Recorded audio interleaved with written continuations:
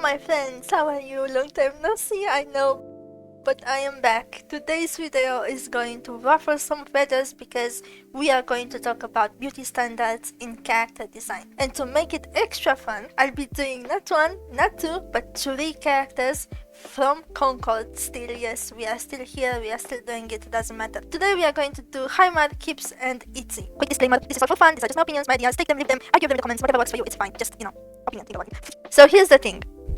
People love to argue about whether characters need to be attractive to be successful. I've gotten these comments myself as well, but my take on it, appeal isn't the same as being sexy. Beauty is subjective, and what's appealing in the design of a character goes way beyond physical attraction. So before I jump into the redesigns, let's talk a little bit about how beauty standards have shifted through history. Because trust me, this really will put things in perspective. Beauty standards have always been about what's desirable in the moment, not about what's beautiful. In the 1920s, the rave was androgyny. Short hair, flat chest, slim figures to match the wild, active lifestyles of the new generation of rule-breaking women. In resonance, Europe, women literally plucked their hairlines to get bigger foreheads, which back then was considered elegant. Today, that's an insecurity for so many people.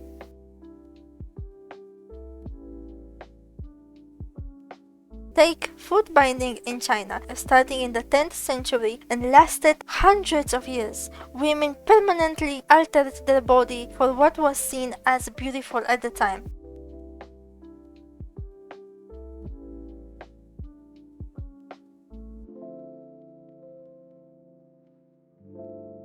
It always changes, and it's not only subjective, it's quite political as well. Now, maybe you're looking at me and rolling your eyes and you're saying, okay, cool history lesson, but we want women sexy today. And sure, that's fine.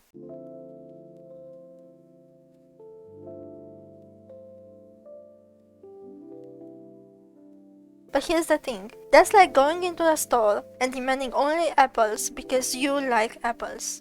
If you don't like pears, you just don't buy them. Same with games. If something isn't your flavor, you just don't buy them. You just don't play them. You just don't interact with them. The problem, in my opinion, is when people demand every single game stick to the same narrow standard. And let's be honest here, most of the time it's not even about preference. Because if it was, people wouldn't be throwing fits online about it. Apples and pears, remember? Diversity in characters is what makes stories exciting. It's not rogue to want more than one type of female characters in games. The ability to relate with a character is much more important and strong than the ability to want to bet them.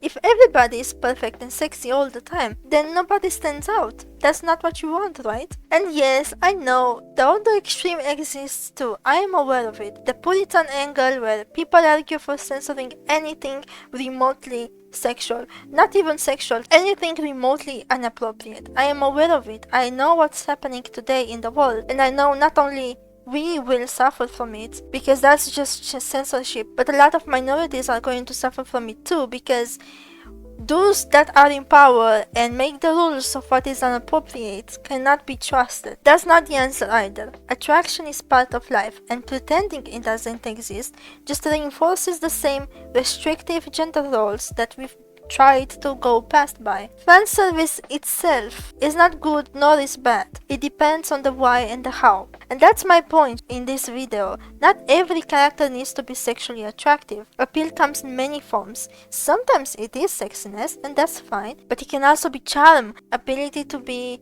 relatable, mystery, power. Ask yourself why you're designing a character the way you are. That is the key. Alright, that's enough theory. Let's get our hands dirty. Starting with Haymar, her design is kinda eh. She's a fire mage, but she's using a crossbow. She's the generally edgy and lonely type of character in the cinematic we see with her, with the oh so dramatic line. Anything until they unlock the free gunner frequency. Probably not gonna happen. What? Most people never get what they want. Set your expectations low. And prepare to be disappointed. bitch. Now comes the fun part. When I initially looked at Haymar, I considered her a good candidate from the whole cast to go towards the male gaze. That doesn't mean sexualization, it also doesn't necessarily mean other genders can't enjoy more revealing designs. It only means the general target audience are males who like more stereotypically feminine characters. But then I read her story. Haymar is an orphan who didn't like doing any of the chores she was supposed to do. She was only interested in the spaceships and her dream was to fly on one in the future. She adored the feeling of the heated up engine and wished to be free, roaming the world one day. When her powers awoke as a mystic, she started to be targeted by the guild who were on the witch hunt against all of the mystics, and that made her run away and I assume join the Free Gunners. In another entry is mentioned how she remained alone most of her life and doesn't trust easily. To me that doesn't really give me femme fatale sexy vibes, the way I saw so many people design her. If anything, she sounds more like her dream will be to be a mechanic, to be honest. So what's the right direction to go?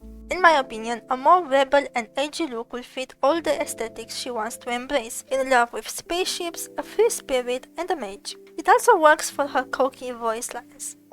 Don't mess with someone who can light you on fire. Plenty of fiery rage to go around. That's why you hire a mystic. For her name, I decided only Haymar is enough because she's an orphan, so she doesn't have a surname. And for her abilities, I changed them as follows. Ability 1, Wall of Fire. Initially a trail of fire left by her ability. I changed the effect to occur on her dodge and made her dodge longer. The reason for that is that her ability gives her longer range, therefore she is supposed to be able to sustain that range to an attack. Ability 2, Blinding Flash. It's a projectile that blinds enemies near its explosion. This one remains unchanged. Now comes the ultimate ability, Scorched. Haymar is overcharged with her own power, her body burning from inside. Her basic attacks apply Blaze for a duration of 3 seconds. Haymar gaining increased attack speed and movement speed for the next 2 seconds. Her weapon, the Flame Show Bow, I changed it into Fire Conductor's Bracelets. These handmade bracelets conduct her fire abilities, heat up and shoot a blast of fire. It keeps the same fire rate as her bow, but it's much more connected to her lore. And now for her redesign. I started of course by changing a little bit of her pose. I wanted to play into the relaxed pose a bit more. I also tried to change her color scheme a little bit more because she wasn't edgy enough. She wasn't giving me the mysterious closed off vibe. I tried to find a way to design her pants a bit differently without running into the problem that she looks like Duchess, but at the same time I still wanted her to feel like a mage. That was the main point of her design that was missing. For her face, I leaned a lot into the concept art of Haymar. I liked the hair and how it's pulled back. I liked the 2 strands of hair. I liked the eyes. So I kept that as it is. And here comes the problem, because I was looking at this and I didn't like it at all. Trying to keep the initial design alive was part of the challenge when I started these videos, but for Haymar, it still didn't tell me anything. I didn't like the colors, I didn't like the shape that much, no matter how much I tried. And the solution for this was to stop and start over. So I tried to do a little bit more changes since the end of that clip, and I redesigned my own design. First of all, I started with her head because I realized I was missing what I was preaching about, her story.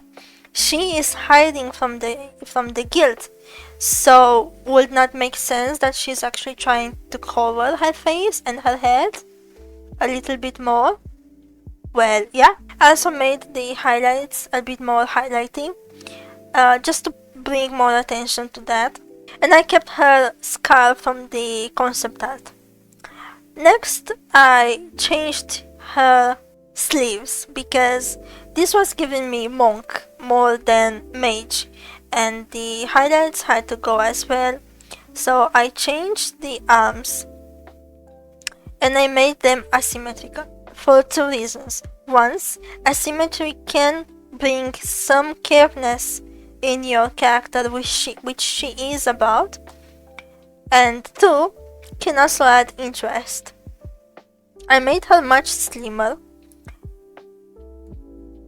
because she was starting to feel like a fighter, and this was already looking better, but I still wanted more of that edginess, of that idea that she's closed off and there's more behind what she's showing. So I opened her chest a little bit.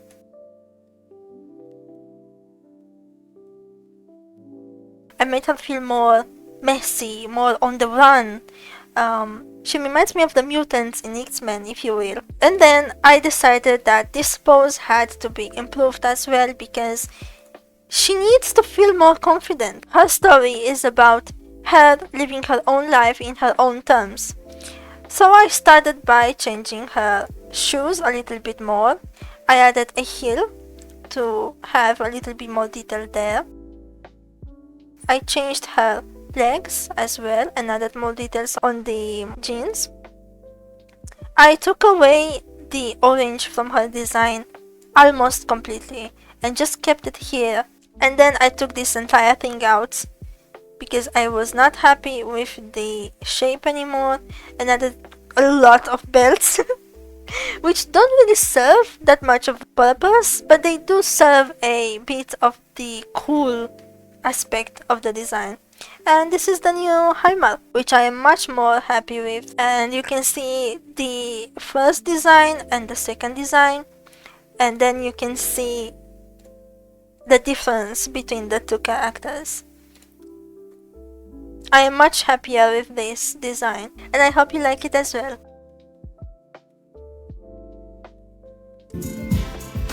Itzy is a lone survival of a shipwreck under the power of the Tempest, the destroying storm of the universe. Two of the best mechanics in the wilds found and saved her when she was just a baby.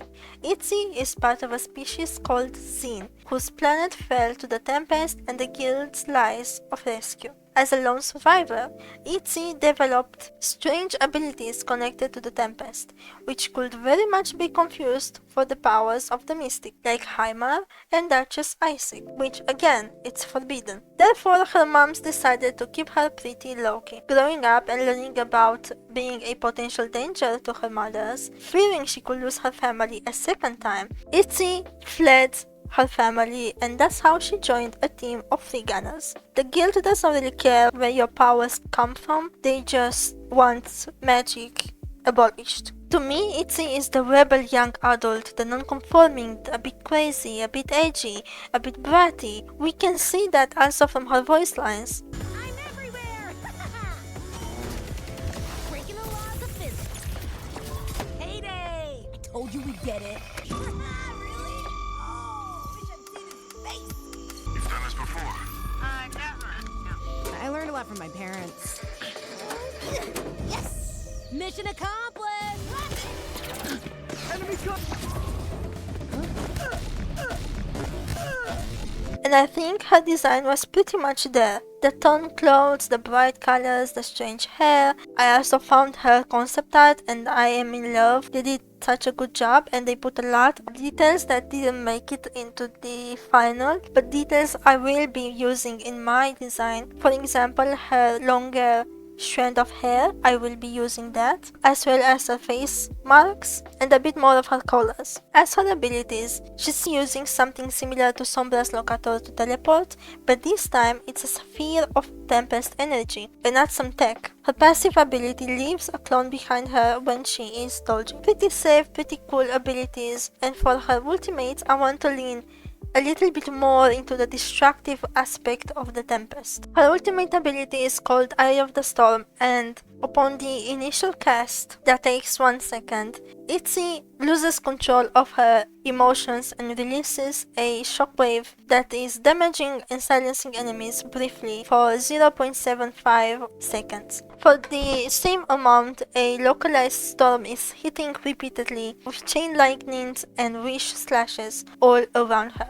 Think like Nico's ability, but instead of a stun and damage is a silence and damage.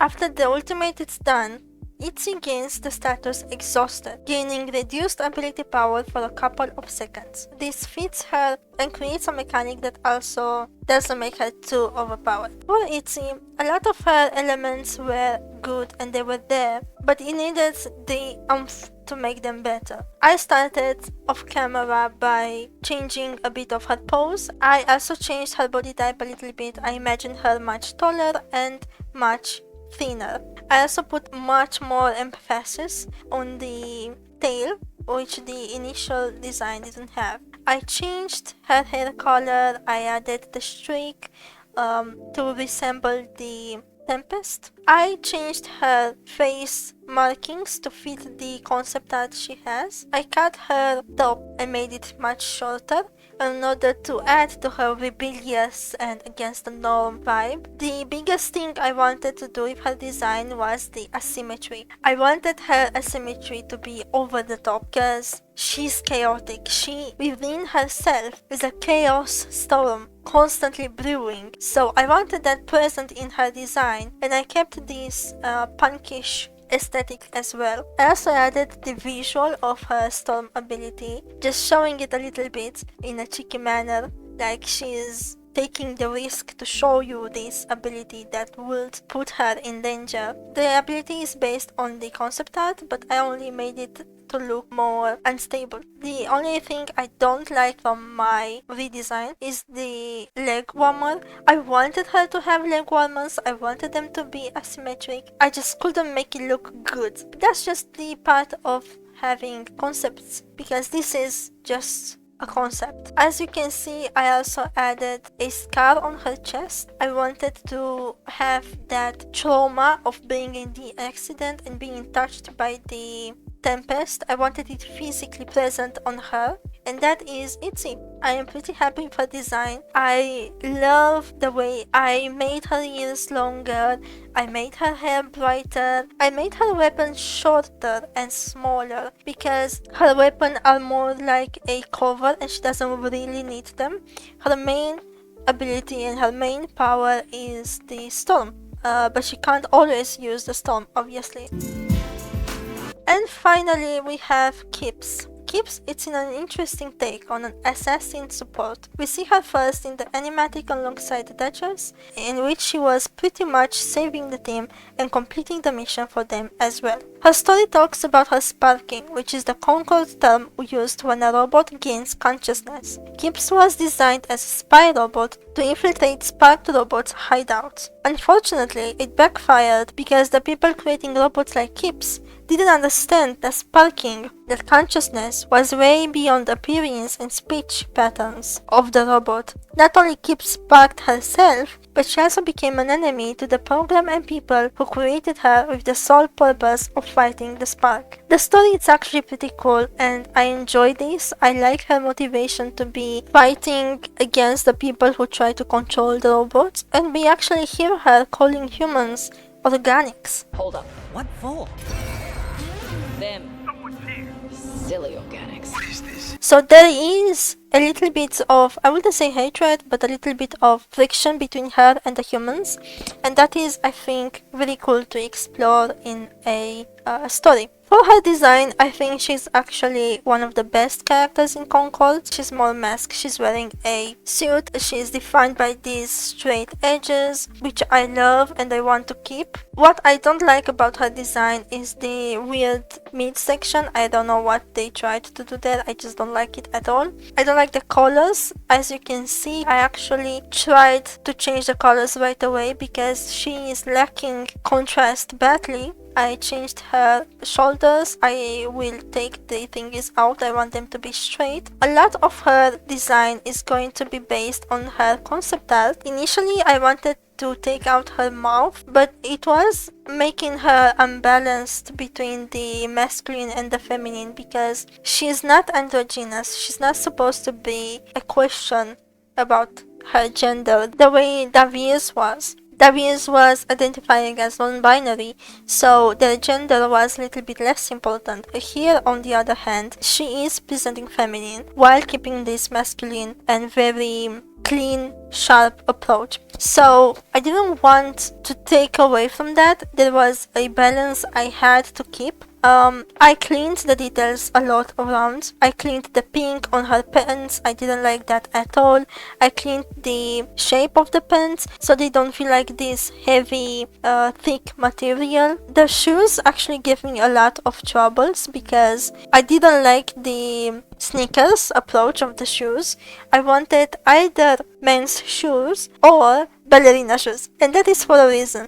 Her main approach and kit, it's about being stealthy and hacking and infiltrating, and ballerinas are all about control and quietness and gracefulness, and I thought it works as a concept, but it didn't really work visually. So I remained with these shoes that are like flat sole shoes kind of thing. So she's still made for running and for being stealthy, for being quiet. And I wanted to change the design on the pants into this network connection kind of pattern. I wanted the idea that she is a hacker to be present in her design. Another thing I kept in mind with her design was symmetry. If for Itzy I was playing a lot on asymmetry, here I wanted things to apparently look symmetric. She's all about pattern recognition, she's all about computer things, tech and stuff like that. Her outfit is also very serious, so I wanted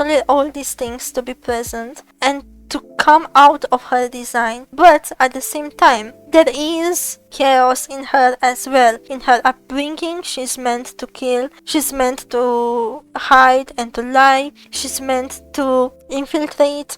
I wanted her to feel not perfect. She used to be the perfect weapon, the perfect agent, but she's not anymore, and that's what makes her human now, not just the fact that she's sparked, but how she's sparked as well. I kept her legs symmetric, but I cut the ends of one of her legs. What I did on the left, I also did on the right. I love her leaned pose for a change. I actually really love her pose because again, it plays into the same concept. If she was standing straight, she will be almost perfectly symmetric, but she's breaking that mold. And now something I'm quite proud of. I thought what would be interesting to add on her jacket, because I wanted a little bit of design there too. And I thought, what if I put there a human fingerprint, but reversed as a hidden symbol? The reversed fingerprint will represent her sparkness, still a robot but with consciousness, quite well. So I tried to add that on her top. I made her glasses much brighter. I wanted that to be the focus. And then as a final touch, I worked on her weapon a little bit. My idea for this weapon was that it's part of her before sparking. Like I said, very minimal changes for her, but I really like, and I think they improved the design a lot. Talking about her abilities a little bit, Kyps' abilities revolve around